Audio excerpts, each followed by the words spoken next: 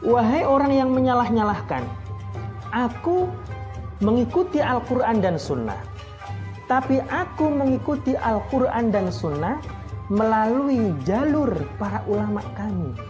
Karena kami mustahil langsung merujuk kepada Al-Quran dan Sunnah tanpa melalui atau tanpa perantara para ulama. Karena ilmu agama ini adalah kita dapatkan secara ilmiah, secara estafet. Al-isnadu minad din, laulal isnad laqala man syaa ma syaa. Jadi sanad itu adalah bagian dari agama. Tanpa sanad maka seseorang akan mengatakan sesuatu sesuai kehendak hatinya sendiri. Jadi ilmu ini harus dengan sanad. Ketika kita belajar ilmu shalahul hadis, betapa hadis Nabi Muhammad ini dikawal oleh para sahabat agar hadis itu menjadi hadis yang ilmiah. Bisa dibuktikan kalau itu adalah sabda Nabi Muhammad SAW. Agama kita mengajarkan demikian.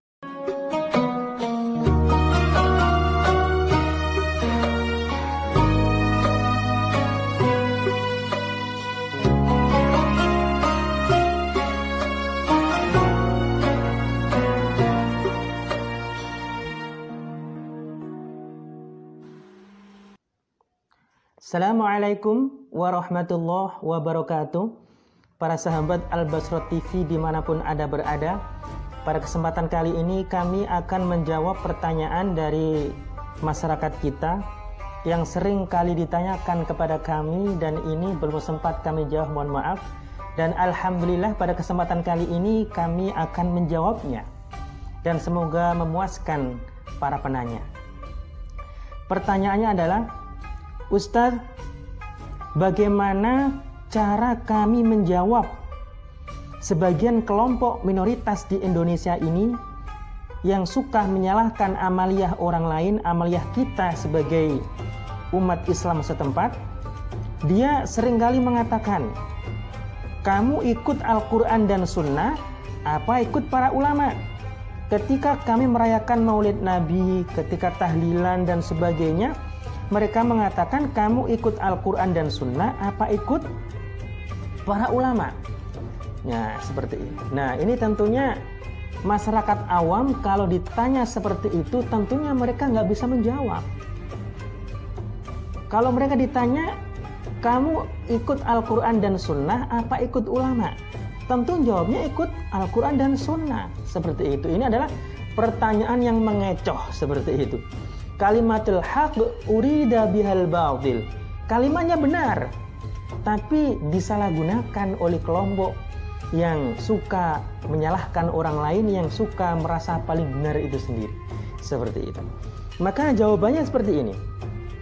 Ketika ada kelompok yang merasa paling benar sendiri, ya kan?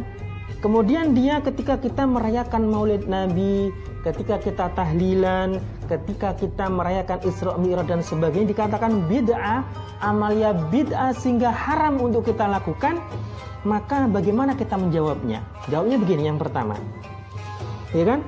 Jawablah dengan santai saja, tidak perlu ngegas seperti itu. Wahai orang yang menyalah-nyalahkan, aku mengikuti Al-Quran dan Sunnah. Tapi aku mengikuti Al-Quran dan Sunnah melalui jalur para ulama kami. Karena kami mustahil langsung merujuk kepada Al-Quran dan Sunnah tanpa melalui atau tanpa perantara para ulama. Karena ilmu agama ini adalah kita dapatkan secara ilmiah, secara estafet, dari generasi ke generasi. Tidak mungkin kita langsung merujuk kepada Al-Quran dan Sunnah, memahaminya sendiri, kita amalkan sendiri. Tentu kita akan tersesat menjadi orang yang dhalun mudillun, sesat dan menyesatkan orang lain. Para ulama kita mengatakan, ya kan, bahwasanya ilmu agama ini tidak mungkin kita dapatkan langsung dari Al-Quran dan Sunnah kalau kita nggak mampu untuk melakukannya. Seperti itu. Maka kita harus mengikuti para ulama. Al-isnadu minad din, laulal isnad laqala man syaa ma syaa. Jadi sanad itu adalah bagian dari agama. Tanpa sanad maka seseorang akan mengatakan sesuatu sesuai kehendak hatinya sendiri. Jadi ilmu ini harus dengan sanad. ketika kita belajar ilmu mustalahul hadis, betapa hadis Nabi Muhammad ini dikawal oleh para sahabat agar hadis itu menjadi hadis yang ilmiah.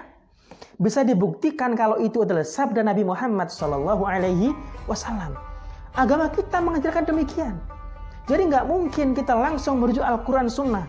Apalagi kebanyakan kita adalah orang-orang yang derajatnya belum mencapai rusbatul ijtihad, yaitu derajat untuk beristihad, untuk mengistimbatkan hukum dari Al-Quran dan Sunnah. Maka mutlak bagi kita adalah mengikuti para ulama. Rasulullah juga bersabda, al-ulama'u warathatul anbiya, wal anbiya lam yuwarrithu dinaran wala dirhaman, wa innama warathul ilma, faman akhudhahu faqad akhudha bihadzin wafir. Ulama itu pewaris para nabi. Apa yang diwarisi ulama dari para nabi apa? Bukan mewarisi emas, bukan perak, dan harta benda yang lain. Tapi mereka para ulama mewarisi ilmu agama ini dari Rasulullah Muhammad SAW. Barang siapa yang mengambil ilmu dari para ulama, maka faqad akhadhahu bihadzin wafir. Maka dia telah mengambil bagian yang sangat banyak. Jadi nggak mungkin kita langsung merujuk kepada Al-Quran dan As-Sunnah. Kalau kita nggak ahli itu bahaya. Idza wusidal amru ila ghairi ahli fantadhiris sa'ar wa muslim. Jika satu urusan diserahkan kepada yang bukan ahlinya, maka tunggulah hari kiamat, tunggulah masa kehancuran. Orang yang nggak bisa nyetir mobil, disuruh nyetir mobil, bagaimana? Dia akan nabrak. Orang yang nggak paham ilmu agama, disuruh memahami Al-Quran dan Sunnah sendiri, maka dia akan mengalami kerusakan. Bolon mudilun, sat menyesatkan. Seperti itu. Maka ketika orang Salafi Wahabi ini tanya kepada kita, kamu ikut Al-Quran Sunnah apa ikut ulama? Apa ikut kiai? Apa ikut ajengan? Seperti itu. Maka kita jawab saja, aku ikut Al-Quran dan As-Sunnah melalui jalur para ulama. Kalau kamu langsung ber-Al-Quran dan Sunnah, terserah kamu, maka kamu akan tersesat seperti itu, ya kan? Jadi sebetulnya sama. Permasalahan kalau kita teliti sama. Kita memahami agama ini berdasarkan Al-Quran dan Sunnah, dan kita memahaminya melalui jalur para ulama. Demikian juga orang-orang Salafi Wahabi sama. Mereka itu tidak mengambil langsung dari Quran dan Sunnah. Tidak mungkin, itu nggak mungkin. Mereka juga mengambil dari para ulama. Hanya saja mereka orang Salafi Wahabi merasa paling benar sendiri, sehingga mereka tidak mengakui pendapat ulama lain, meskipun pendapat ulama lain tadi berdasar Al-Quran dan Sunnah. Kenapa nggak diakui? Karena pendapatnya berbeda dengan hasil ijtihad ulama yang kita anut, berbeda dengan hasil ijtihad ulama yang dianut oleh orang-orang Salafi Wahabi. Seperti itu. Jadi itulah kesalahan yang fatal seperti itu. Pertanyaan yang seringkali mengecoh para orang-orang awam seperti itu. Nah, oleh karena itu marilah kita bersatulah. Kita nggak usah merasa paling benar sendiri. Wong yang kita perdebatkan itu adalah masalah furu'iyah amaliyah dunia. Bukankah kita menyembah Tuhan yang sama? Bukankah Nabi kita sama, Al-Quran kita sama, hadis kita sama, tafsir kita sama, ya kan? Kemudian rukun iman kita sama, rukun Islam kita sama. Jadi buat apa itu diterus-teruskan seperti itu? Kalau kita nggak setuju dengan amalnya saudara kita, ya kita diam saja. Itu kan perbuatan yang tidak sampai menjerumuskan saudara kita, nggak sampai mengeluarkannya dari ranah Islam ini sendiri. Seperti itu. Jadi marilah kita bersatu, marilah kita kokoh membangun barisan ini agar kita tidak disibukkan dari dulu sampai sekarang disibukkan masalah furu'iyah amaliyah dunia, sehingga umat Islam akan terbelakang gitu loh. Umat Islam akan terbelakang. Musuh-musuh Islam, ya kan, itu menganggap kita adalah orang yang remeh. Kenapa? Karena kita tercerai-berai. Coba kalau kita bersatu, pasti kita akan mampu menaklukkan dunia ini. Demikian dari saya. Semoga bermanfaat. Hadanallahu wa iyyakum ila thoriqil mustaqim. Wassalamualaikum warahmatullahi wabarakatuh.